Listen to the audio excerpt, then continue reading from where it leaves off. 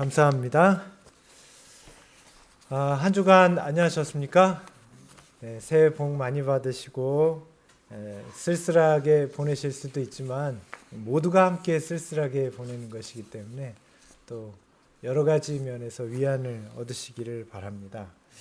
오늘 우리가 함께 나눌 말씀은 실물교훈 24장에 있는 내용입니다. 여러분이 가지신 책에 87페이지 정도 됩니다. 그 뒤에 있습니다. 실물교훈 24장에 예복을 입지 않음, 그런 부분입니다. 우리 지지난주 계속해서 이 실물교훈에 있는 말씀이 내용이 길어서 안식일까지 이어서 하고 있습니다. 오늘 24장에 있는 내용은 마태복음 22장 1절로 14절에 있는 말씀을 배경으로 하는 혼인식, 곧 혼인잔치라고 나온 혼인식과 그 혼인식을 초청하는 왕, 그리고 예복에 관한 내용이 나오는 그런 부분입니다. 여러분 성경이 있으시면 마태복음 22장을 함께 펴주시고요. 1절로 14절에 있는 내용 중에 8절부터 10절까지 있는 말씀만 읽고 오늘 시간을 시작하도록 하겠습니다. 마태복음 22장입니다. 8절부터 10절입니다. 이에 종들에게 이르되 혼인잔치는 예비되었으나 청한 사람들은 합당치 아니하니 사거리 길로 가서 사람들을 만나는 대로 혼인잔치에 청하여 오너라 한데 종들이 길에 나가 악한 자나 선한 자나 만나는 대로 모두 데려오니 혼인자리에 손이 가득한지라. 오늘 우리는 실물교훈 22장에 있는 내용을 통해서 함께 말씀을 24장, 마태복음 22장이죠. 실물교훈 24장에 있는 내용으로 함께 말씀을 연구하려고 합니다. 87페이지입니다. 여기 보면 이 마태복음 22장 1절로 14절에 있는 내용 중에 그 청한 사람들이라는 구절이 나와요. 보이십니까? 네. 청한 사람들은 합당치 않다. 그 청한 사람들. 이 청했다는 말은 무슨 뜻입니까? 불렀다는 얘기죠. 자, 그런데 그 청한 사람들이라는 이 구절을 우리가 이 원문에서 그대로 찾아서 읽으면 이런 뜻이 됩니다. 부름을 받은 자들을 부르러 갔다. 그 청한 사람들이라는 말의 의미예요. 부름을 받은 사람들, 이미 부름을 받은 사람들, 그러니까 그 사람들이 이 혼인잔치에 초청을 받은 대상들인데 그 사람들을 다시 부르러 보냅니다. 혼인잔치의 중심에는 이 혼인잔치라고 표현된, 여긴 잔치라고 되어 있지만 이 가모이는 혼인식입니다. 이 혼인 예식으로 불리는 이 혼인잔치의 중심에는 세상에 있는 부름을 받은 사람들, 어떤 사람들이요? 이 세상에 있는 부름을 받은 사람들과 그 사람들을 부르는 이야기가 이 혼인식의 중심이에요. 이 혼인식의 중심에는 무엇이 있다고요? 얼마 전에 혼인식을 혼주셨죠? 집사님. 혼인식을 자녀분의 결혼식이지만 부르는 게 매우 중요하죠. 우리가 계속 걱정했던 것도 그거 아니에요? 누구를 불러야 되고 얼마를 불러올 수 있을까? 그래서 이 혼인잔치의 중심에는 세상에 있는 부름을 받은 사람들과 그 사람들을 부르는 이야기가 중심이 되는 거예요. 누가 부름을 받은 사람들일까요, 그러면? 오늘 말씀을 통해 우리가 볼 때 예수 그리스도께서 위하여 죽으신 사람들이 모두 다 부름을 받은 사람들이에요. 자, 그럼 예수께서 위하여 죽으신 사람들이 누굽니까? 저와 여러분, 그리고 이 세상의 모든 사람들이에요. 성경에 나타난 복음은 하나님이 세상을 이처럼 사랑하사 보내신 예수 그리스도께서 사람들을 위하여 죽으시고 그들을 무궁한 생명으로 부르시는 것을 증거하고 있습니다. 제가 이걸 읽다 보면 이걸 못 넘길 때가 많아요.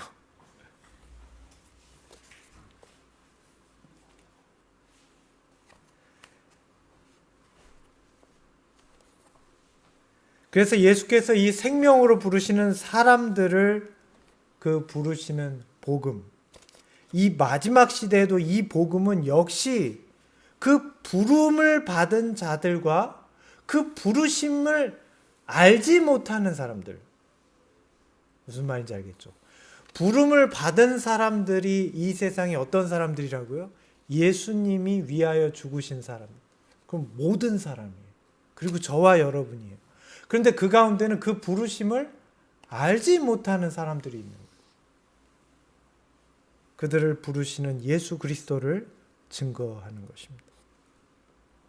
자, 그렇다면 세상의 모든 사람은 예수 그리스도의 구원을 받을 수 있습니까? 이 세상의 모든 사람은 예수 그리스도의 구원을 받을 수 있어요? 네, 답은 그렇다예요. 그런데 현실은 아니다예요. 이 세상의 모든 사람은 예수 그리스도의 죽음을 통해서, 예수님의 희생을 통해서, 십자가의 희생을 통해서 부름을 받은 사람, 모든 사람이 구원을 얻을 수 있어요. 그러나 현실은 그렇지 않다는 것입니다. 왜 그럴까요? 성경의 복음에는 아무 문제가 없습니다. 문제는 세상에 있어요. 오늘 말씀 가운데 그 실마리를 우리가 좀 알게 됩니다. 마태복음 22장 3절이에요. 마태복음 22장 3절에 보면 그 이유를 무엇이라고 얘기하고 있습니까? 그 이유를 이렇게 얘기하죠. 마태복음 22장 3절입니다. 그 종들을 보내어 그 청한 사람들을 혼인잔치에 오라 하였더니 오기를 싫어하거늘. 자, 여러분, 이 말씀을 어떻게 받아들이시겠습니까? 그 종들을 보내어 그 청한 사람들을 혼인잔치에 오라 하였더니 어떻게 해요? 오기를 싫어하거늘. 자, 오늘 우리가 함께 보는 87장 이 실물교훈에 있는 내용을 보면 여기 이 대목을 이렇게 얘기했어요. 이러한 초청을 받은 자들에겐 더없는 영광이기도 했다. 여러분, 왕이 그 혼인식에, 아마도 그 아들의 혼인식일 텐데, 왕이 그 아들의 혼인식에, 그 가문의 혼인식에 우리를 초청했다면 그건 영광이죠. 그렇지 않겠어요? 자, 그런데 정작 그 부름을 받은 사람들은 이 영광에 감사하지 않았다. 왕의 권위는 멸시를 받았다. 오늘 마태복음 22장은 그것을 뭐라고 표현합니까? 싫어했다라고 해요. 여러분, 이해가 가십니까? 왜 싫어할까요? 우리는 상식적으로 이해가 안 가죠. 왜 싫어할까요?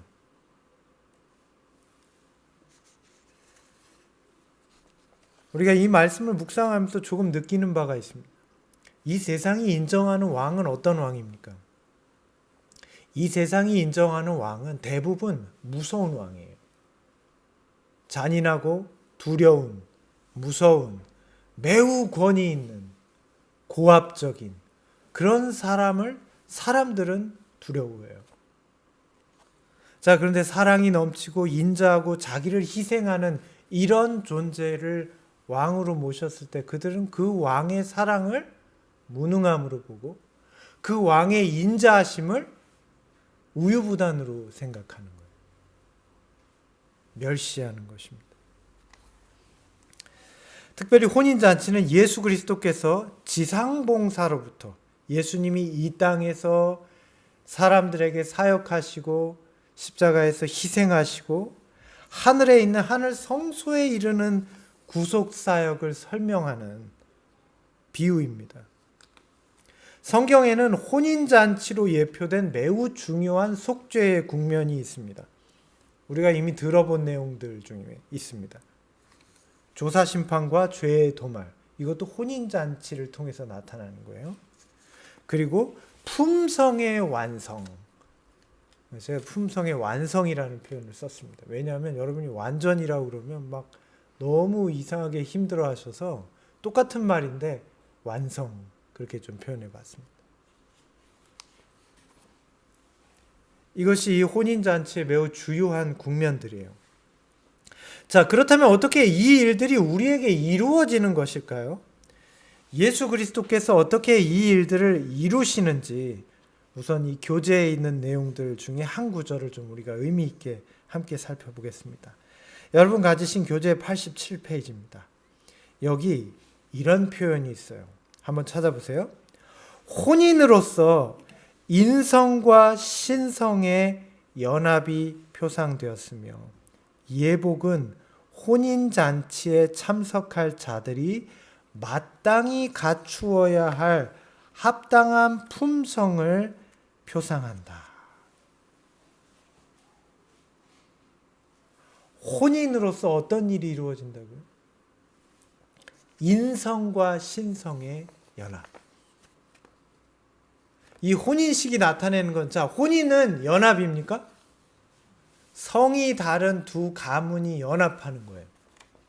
성별이 다른 두 남녀가 연합하는 거예요. 성격과 특질이 다른 두 존재가 하나가 되는 거예요. 그래서 이 혼인으로 예표된 건 뭐냐면 인성, 연약한 우리와 같은 사람이 신성, 하나님의 속성과 완전히 하나 되는 걸 혼인으로 표현한 거예요. 자, 이걸 다른 말로 하면 뭘까요? 여러분 잘 생각해 보세요. 우리는 연약한 사람이에요. 연약한 사람이 하나님의 거룩하고 능력 있는 그분의 속성을 갖게 되는 것, 그걸 다른 말로 품성 변화라고 그래요. 인간이 하나님의 속성을 갖게 되는 걸 품성의 완성이라고 그러는 거예요. 그게 어디서 이루어지는 거예요? 혼인을 통해서 이루어지는 거예요. 그래서 이 혼인식에서 예표하는 것은 곧 예복으로 나타낸 하나님의 품성이 우리와 하나 되는 것, 인간의 속성이 신의 속성과 연합하게 되는 것을 이 혼인잔치의 예표로 보여주는 것입니다. 오늘 말씀에는 이렇게 표현하고 있어요. 그 비유는 잔치에 참석할 모든 사람이 마땅히 갖추어야 할 준비, 이렇게 표현합니다. 왜 마땅히 갖춰야 될 준비입니까? 여러분 생각해 보세요. 고개를 드셔도 됩니다. 우리가 예수님께서 이 땅에 다시 오시기 전에 뭘 준비해야 된다고 늘 그랬죠? 품성의 완전을 경험해야 된다. 그래서 그것 때문에 부담을 가지시잖아요. 저도 그래요.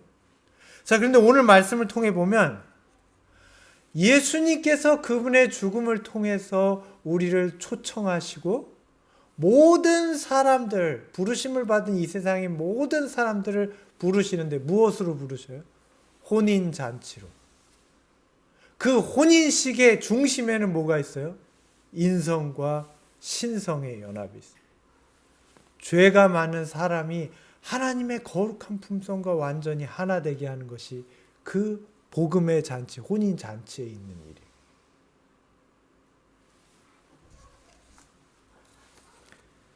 그러므로 이 혼인은 하나됨을 의미하는 매우 적절한 표현입니다.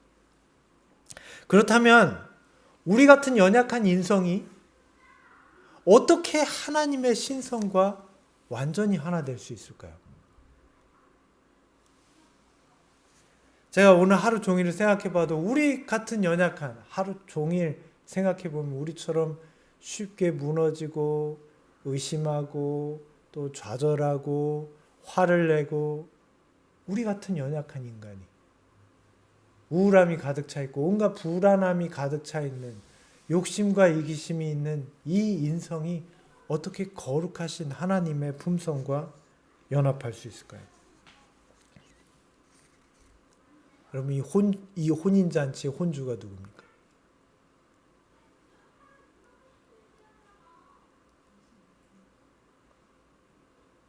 이 혼인잔치의 혼주는 하나님이에요. 우리를 부르신 분이 그분이에요. 왜 부르셨을까요? 왜요? 인성과 신성을 연합시키기 위해서 부른 거예요.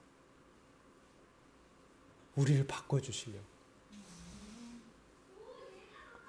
우리는 항상 어떤 사실에 주목하지 말고 누가 이 일을 하시는지를 기억해야 해요.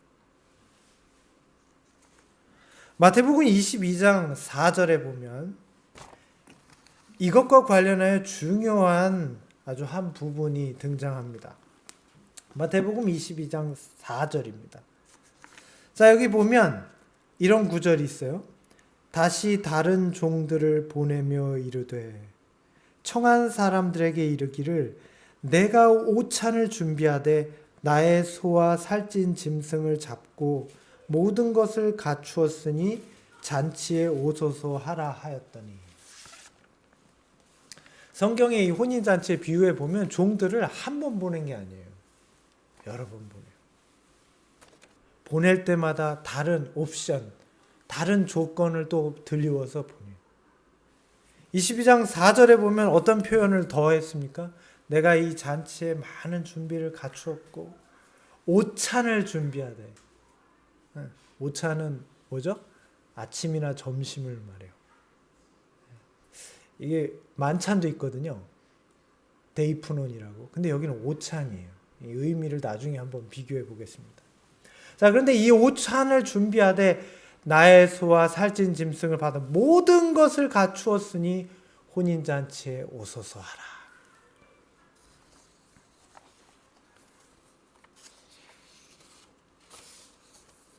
이 말씀은 매우 놀라운 표현이에요. 성경 주석에는 이 부분을 이렇게 표현했어요. 마태복음 22장 4절의 이 표현은 예수 그리스도께서 십자가에 달리셔서 인류를 위해 희생된 것을 예표하는 표현이다. 살찐 소, 그 다음에 짐승, 그것을 음식으로 준비하려면 죽여야죠. 모든 것을 갖추었으니 이 잔치의 음식은 누구예요? 그리스도예요. 예수님이 요한복음 6장 55절에 내 살은 참된 양식이요 내 피는 참된 음료로다. 왜냐하면 이 잔치의 중심에는 음식을 먹어야 되는데 잔치에 참여해서 그 음식을 먹음으로 우리가 갖게 되는 것은 무엇이냐면 나의 연약한 인간적인 이 부족함과 죄로 인해 후퇴된 나의 모습에 거룩하고 완전한 우리를 위해 희생하신 예수 그리스도를 통해 나타난 하나님의 품성을 갖게 되는 거예요. 그걸 잔치의 음식, 먹는 거니까. 그렇게 표현한 것입니다. 이어지는 말씀을 보면 그것을 분명하게 알 수 있습니다. 88페이지입니다. 이 기별은 그리스도께서 십자가에 못 박혀 죽으신 후 유대인들에게 보낸 기별이었다. 그러나 하나님의 특별한 백성이라고 공언하는 나라는 성령의 능력으로 그들에게 보내주신 복음을 거절하였다. 많은 사람들은 이 복음을 몹시 멸시하는 태도로 거절하였다. 여러분, 예수 그리스도라는 음식 만족스럽습니까?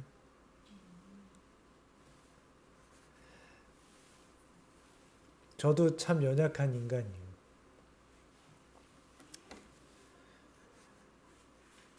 제가 이 설교자 혹은 교회에 전도하는 전도자로서 많은 사람들이 예수 그리스도라는 우리에게 차려진 음식을 정말 볼품없는 음식으로 여기는 걸 많이 봅니다. 마치 광야에서 만나를 먹던 이스라엘 백성이 이 박한 식물을 이젠 먹지 않겠노라 한 것처럼 예수님 재미없는 거예요. 맛이 없는 음식 같은 거예요. 그냥 뭐지?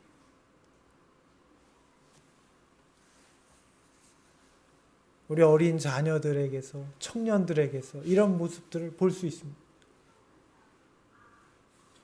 때때로 우리 자신에게서도 그런 모습이 나타나요.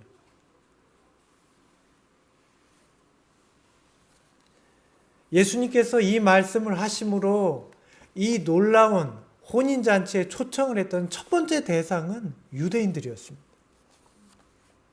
유대인들은 차려진 예수 그리스도라는 음식을 직접 눈으로 보고 경험했던 사람들. 그들이 했던 말은 그가 어떻게 자기 살과 피를 우리에게 주어 먹게 하겠느냐. 거절했어요. 그리고 그 거절한 예수님을 십자가에 못 박여 죽였어요. 왜 그렇게 예수님 미워했을까요? 그렇게까지 할 필요가 있을까요? 우리가 지난주에 말씀에도 경험했지만 유대인들은 예수님을 통해 나타난 하나님의 품성을 싫어했어요. 왜냐하면 그분이 율법에 순종하는 그것이 내가 율법에 순종하지 않는 것을 드러내거든요. 예수님의 올바른 성품과 나타난 하나님의 사랑이 내가 하나님의 올바른 품성을 나타내지 못하는 위선적인 것을 드러내고 미워하는 것입니다.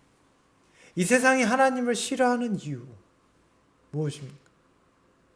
이 세상이 하나님을 재미없게 생각하는 이유 무엇입니까? 세상을 사랑하기 때문이잖아요. 하나님을 사랑하면 세상 사랑할 수 없으니까. 우리는 다 병들기까지, 다 죽기까지, 다 망하게 되기까지 그것을 포기하잖아요. 사탄은 타락한 인간의 죄와 멸망을 통해 하나님의 품성을 세상이 오해하게 만들었습니다. 또한 타락한 인간의 이기심과 욕망을 자극하여 예수 그리스도를 통해 나타난 하나님의 품성을 미워하게 하였습니다. 마태복음 22장에서 혼인식의 초청을 거절했던 자의 최후는 이스라엘 백성들의 역사 속에 그대로 성취됐어요. 기원 후 70년 예루살렘 성은 완전히 멸망합니다.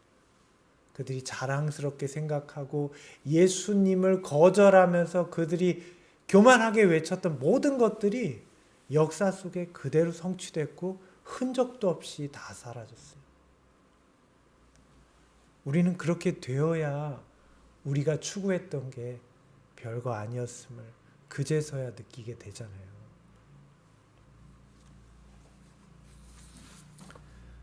참 슬픈 현실입니다. 여러 번 초청했는데도 실상 그들은 역사 속에서 그 선고된 형벌이 내리기까지 그 사실을 깨닫지 못하는 것입니다. 자, 이제 이 혼인식의 초청은 혈통적인 유대인을 넘어갔어요. 자, 그래서 그들이 말한 이방인, 제자들을 통해서 전해진 복음의 기별은 온 세상에 증거되게 되었습니다. 이제 예수 그리스도를 믿음으로 말미암아 하나님의 의가 되시는 예수님을 통해 나타난 하나님의 품성을 받아들이라는 초청이 모든 민족에게 전해졌습니다.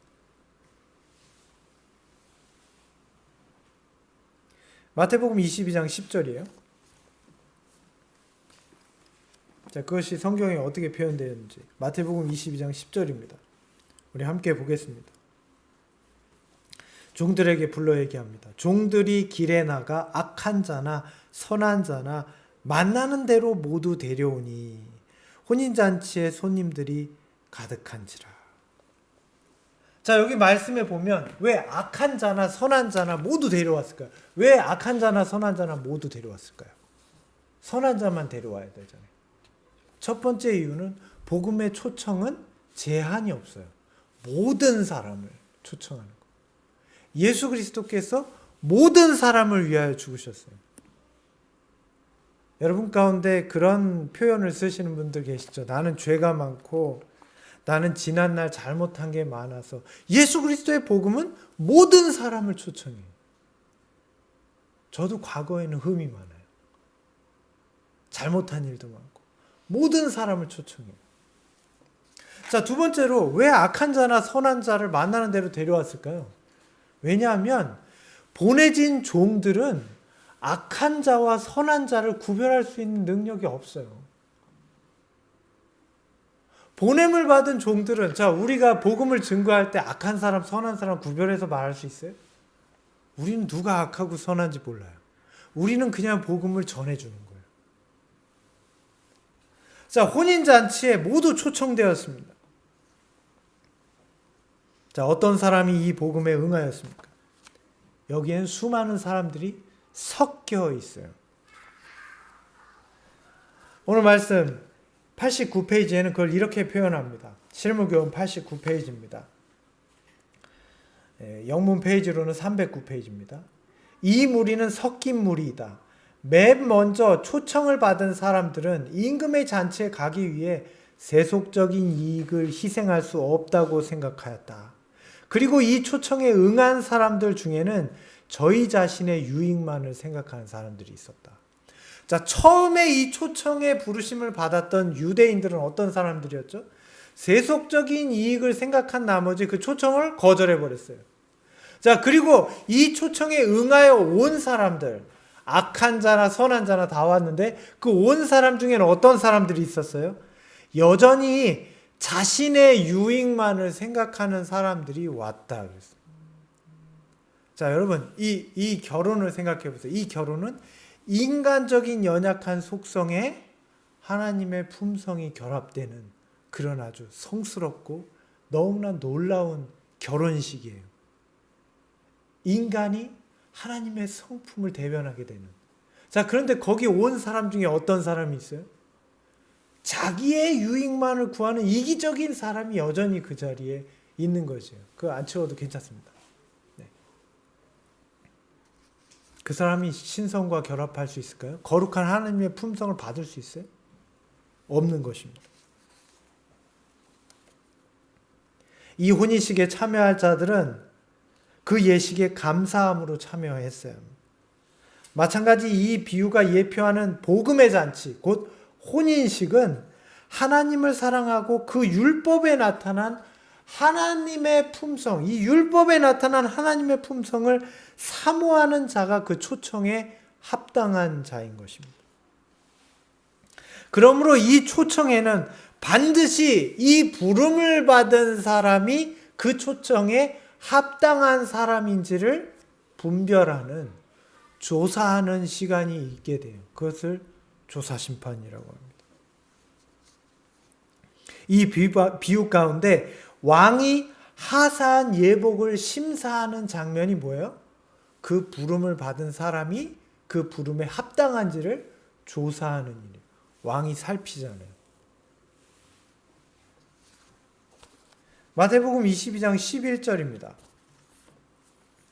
마태복음 22장 11절이에요. 임금이 손님들을 보러 들어올새 거기서 예복을 입지 않은 한 사람을 보고. 자, 임금들이 손님들을 보러 들어왔어요. 뭘 보러 들어왔죠? 손님들의 무엇을 보러 들어왔어요? 누가 합당한 사람인지를 보러 들어왔어요. 무엇으로? 그들이 입은 옷을 보고. 여기까지 보면 야, 그 옷차림을 보고 어떻게 사람을 판단하나 그럴 수 있잖아요. 그런데 이 옷은 그들 자신이 만들어 온 옷이 아니었어요. 왕이 그들을 초청할 때 옷을 보냈어요. 그들이 입고 참석할 옷을 보냈습니다. 그 왕국을 대표하는 옷, 이 왕의 초청을 대표하는 옷을 이미 보낸 것입니다. 그들은 당연히 그 옷을 입고 왔어야 돼요. 그런데 거기 보니까 어떤 일이 있었어요? 예복을 입지 않은 한 사람을 보았다. 자, 이 과정에 대해서 이 재림교회 성경주석은 이렇게 표현합니다. 손님들을 조사하는 것은 누가 남고 누가 남지 못하게 될 것인지를 결정하는 심판의 과정을 보여준다. 특별한 의미에서 그것은 조사심판의 사업을 나타내는 것이다.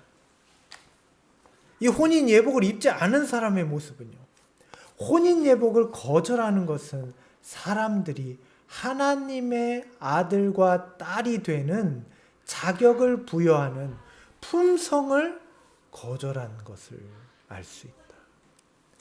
이들이 예복을 입지 않은 것이 무엇을 얘기한다고요? 하나님의 거룩한 품성을 싫어하는 것. 여러분, 우리가 생각할 때 어떻게 하나님의 거룩한 품성을 싫어할 수 있을까 이런 생각이 들잖아요. 그죠? 자, 그런데 한번 잘 생각해 보세요. 자비롭고 은혜롭고 노하기를 더디하시고 인자와 진실이 많은 하나님이로다. 자, 이 말을 모든 사람이 좋아할 것 같으세요? 좋아하지 않아요. 좋아하지 않아요. 내가 그런 대접을 받는다고 할 때는 사람들이 좋아해요. 내가 그렇게 해야 된다고 할 때는 사람들이 부담스러운 것입니다. 거절합니다. 자, 그런데 이 혼인잔치는 하나님으로부터 그런 자비롭고 은혜롭고 노하기를 더디하는 하나님의 품성을 내가 받는 것뿐만 아니라 나를 통해 나타나게 되는 그러한 품성이 내 것이 되는 것이 이 혼인잔치예요. 왜 거절하는지 아시겠죠? 내가 그런 자비를 베풀고 싶지 않은 거예요. 내가 그런 사랑을 나타내고 싶지 않은 거예요. 저는 오래도록 내가 하나님의 품성을 대신하기 어렵지.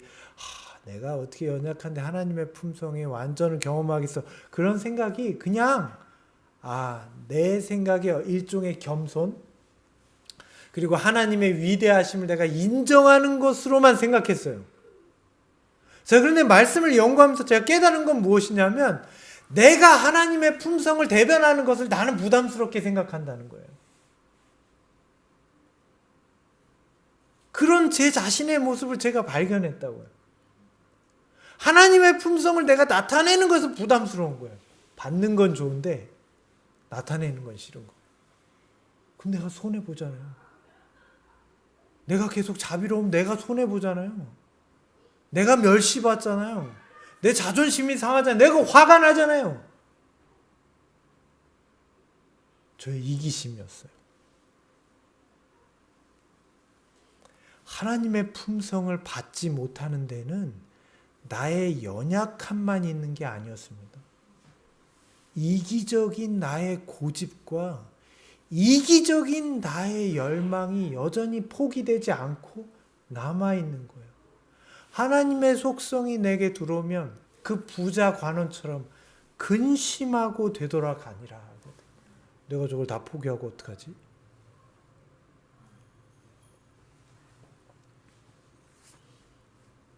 하늘의 아들과 딸이 될 수 있는 그 품격을 거절하는 거예요. 오늘 우리의 모습이 그러진 않습니까? 오늘 말씀 가운데 한번 생각해 보겠습니다. 혼인 예복을 입지 않은 사람은 품성이 변화해야 될 필요를 깨닫지 못하면서 그리스도인이라고 공언하는 자들을 보여준다. 이 손님은 임금이 후하게 베푼 것을 먹는 특권에는 관심이 있었지만 자신에게 부여된 특권을 진정으로 감사하게 받지 않았다. 왜요? 손해보기 싫어서. 근데 그런 마음이 내 마음속에도 들어있는 걸 몰랐다고요. 그냥 내가 연약해서 하나님의 품성을 나는 못 나타내지라고만 생각했지 내가 손해보기 싫어서 그렇게 안 하고 있는 걸 몰랐다고요. 근데 생각해보니까 사실 그랬어요.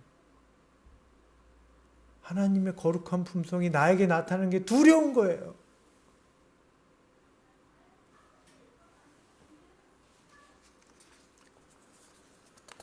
오늘 우리는 이러한 것을 거절하는 자의 모습이 오늘 우리의 모습이 되고 있지 않습니까? 마태복음 22장 12절에는 그에게 선고되는 이러한 음성이 들립니다. 이르되 친구여 어찌하여 예복을 입지 않고 여기에 들어왔는가? 그가 아무 말도 못하거나. 왜 아무 말도 못했을까요? 만약에 그가 실수로 안 가지고 왔다면 말할 게 있었을 거예요. 빠뜨렸는데? 만약에 우리가 그런 최선을 다했는데도 그러지 못했다는 거라면 우리가 할 말 있을 텐데 이 사람은 왜 아무 말도 못했을까요? 말씀을 이렇게 설명합니다. 그의 실수는 의도적인 것이다. 실수로 안 한 게 아니고 일부러 안 한 거예요. 그가 자기를 위하여 준비된 예복을 거절한 것보다 아마도 자기 자신이 이미 입고 있는 자기의 생각, 자기의 마음, 자기의 속에 걸치고 있는 자기의 성품, 자아가 더 우월하고 낫다고 생각했다. 무엇보다 하나님의 품성보다 나에게 득이 된다. 그래서 안 입었어요.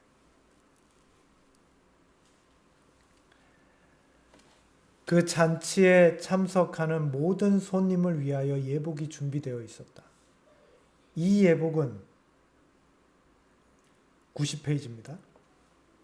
임금이 마련하신 선물이었다. 손님들은 이 예복을 입음으로써 잔치를 베푼 사람에 대한 존경심을 나타내었다. 그러나 그 중에 한 사람이 평복을 입고 있었다. 그는 임금이 요구한 준비를 하지 않았다. 그는 비싼 값을 주고 마련한 그 예복을 입는 일을 창피하게 여겼다.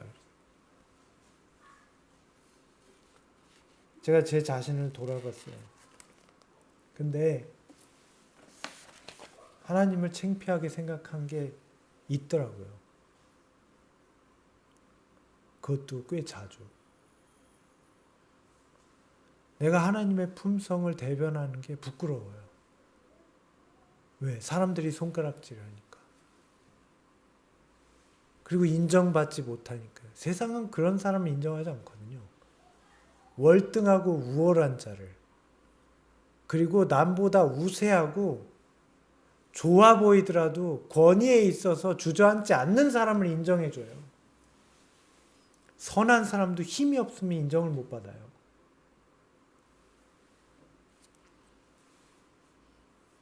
하나님을 부끄럽게 생각한 적이 있더라고요. 말씀을 보면서 보니까 예수님의 제자들도 예수님을 부끄럽게 생각하더라고요. 예수님이 세금 안 냈다고 부끄럽게 생각하고, 예수님이 계속 사람들에게 피해서 도망만 가니까 부끄럽게 생각하고, 나중엔 예수님을 팔아버렸어요. 그것도 은 30 헐값에 노예의 값으로 팔아버렸어요. 부끄러운 거예요. 하나님의 거룩한 품성이라는 걸 알면서도 부끄러운 거예요. 왜? 내가 악하니까. 내가 그게 익숙하니까. 제 자신이 그런 모습이더라고요.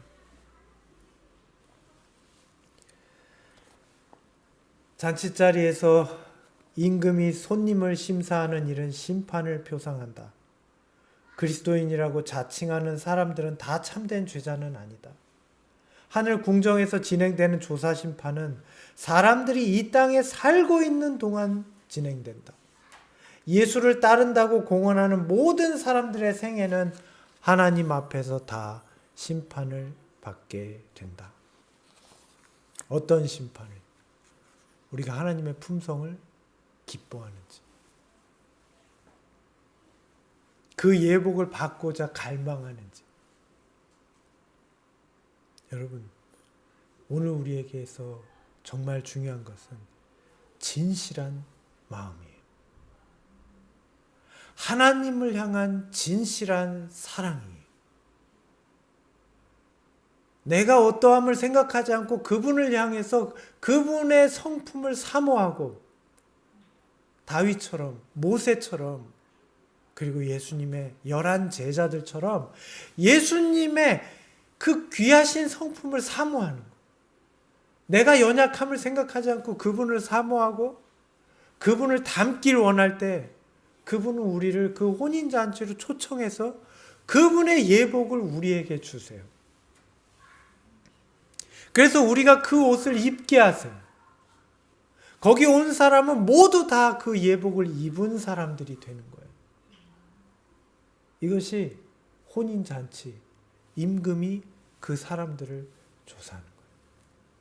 어떤 마음만 있으면 하나님을 사랑하고 그분의 성품을 사모하기만 하면.